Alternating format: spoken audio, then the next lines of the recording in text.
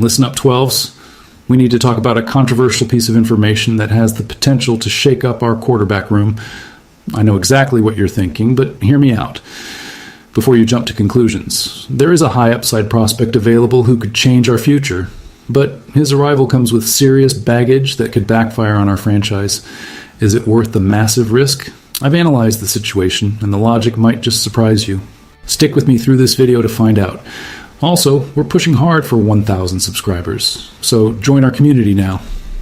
The Seattle Seahawks currently find themselves in a unique position regarding their quarterback room, with the conversation centering around the potential pursuit of Brendan Sorsby.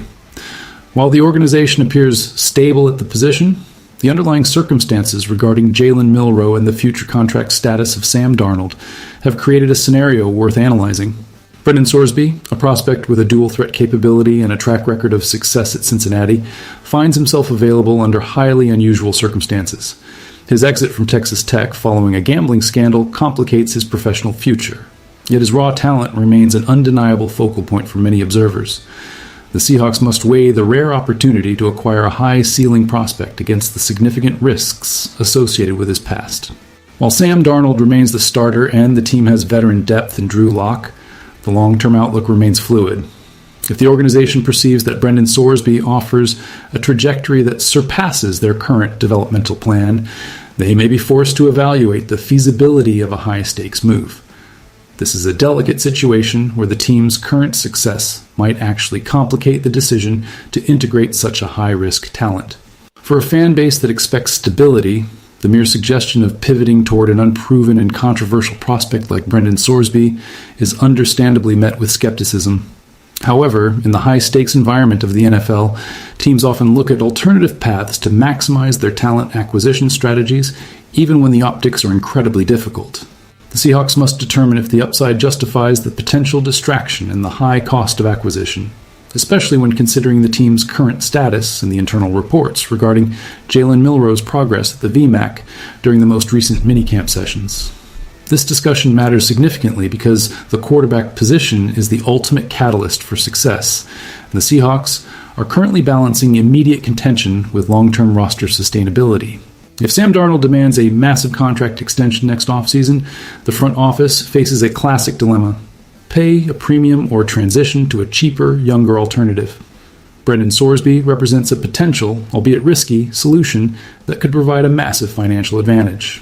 With Jalen Milroe's development reportedly stalling, the team's internal comfort with their developmental quarterback is clearly shifting. If the Seahawks identify that Brendan Sorsby possesses the arm talent to eventually start, they have to calculate whether they can realistically be groomed behind a veteran. The uncertainty surrounding Milroe's growth makes this prospect more than just a passing curiosity. It highlights a potential gap in the team's succession planning. Furthermore, the mechanics of the supplemental draft place the Seahawks at a strategic disadvantage due to their status as a playoff team, meaning any bid for Brendan Sorsby would require a significant premium. The cost might escalate to a high draft selection, which could otherwise be used to bolster the roster in the 2027 draft. This forces management to weigh the immediate value of a high-ceiling quarterback against the loss of draft capital. It is an objective evaluation of risk versus reward. While many fans will rightfully focus on the baggage Brendan Sorsby brings, the front office must view this through the lens of pure team building. Can they afford to ignore a potentially elite talent if they suspect the current developmental pipeline is failing? The answer will dictate the team's approach to the upcoming season and beyond, making this a pivotal, if uncomfortable, point of discussion. Brendan Sorsby's arrival would immediately trigger a complex domino effect within the Seattle Seahawks roster. The first and most pressing question is the status of Jalen Milroe, who has struggled during recent OTAs and minicamp. If the front office decides to move forward with Brendan Sorsby, trading Jalen Milroe becomes the most logical path to recover some of the draft capital sacrificed in the supplemental bidding process. This would effectively signal a total reboot of the team's developmental quarterback strategy. While Drew Lock continues to serve as a reliable veteran, his impending free agency leaves the team with few long-term certainties beyond Sam Darnold. By bringing in a prospect like Brendan Sorsby, the team would be placing a bet on their own coaching staff's ability to stabilize his off-field life while refining his mechanics. The gambling scandal, which involved wagering on his own team in Indiana, represents a massive hurdle that any NFL team must clear with their internal compliance and risk assessment departments. The NFL's tolerance for such behavior is effectively zero, creating a reality where Brendan Sorsby could be indefinitely banned if he does not show consistent, verified progress. This is not a typical developmental project. It is a high-stakes gamble that carries the potential for total loss. The team has to decide if they are equipped to handle the oversight required to manage a player with this specific history. The risk of him being kicked out of the league before he even takes a meaningful snap is real, and it is a factor that will dominate any internal meetings held regarding this potential acquisition. It forces an objective look at the team's capacity to handle distractions.